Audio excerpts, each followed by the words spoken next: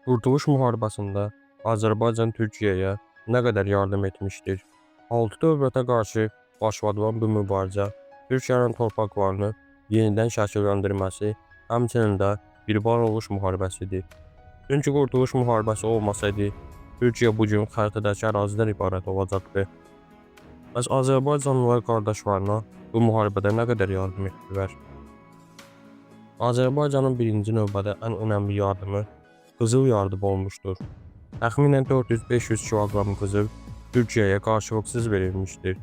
O dövrdə müharibə şəraitində xaricdən silah-sursat və zəruri material almaq üçün tək qəbul edilən ödəniş növü qızıl idi.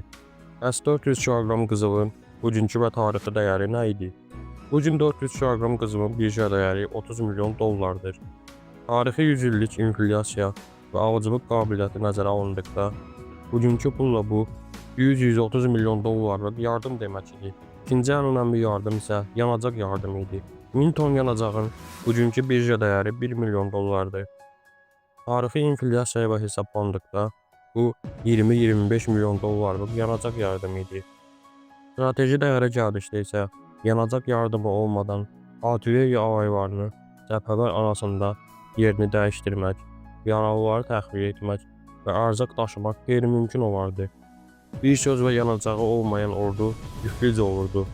Azərbaycanın göstərdiyi sadəcə qızıl yardımı ilə o dövrdə minlər və tüfəngin, top və tüfəng mərmisinin alınması mümkündür. Ayrıca Azərbaycandan orduya qatılan yüksək rütbəli və könüllü döyüşçülər olmuşdur.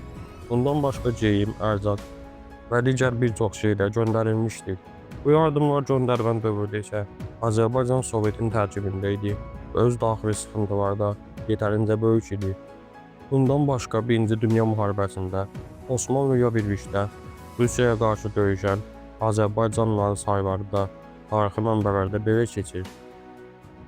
Ömər Naci taburu 500 nəfərlik atlı qüvvə, Ruşəni bəy müfrəzəsi 300 könüllü, Əmir Həşmət taburu 7000 könüllü, Şeyx Şərafəddin taburu 300 könüllü, Dağıstan könüllüləri isə 300 nəfərdən ibarət olmuşdur.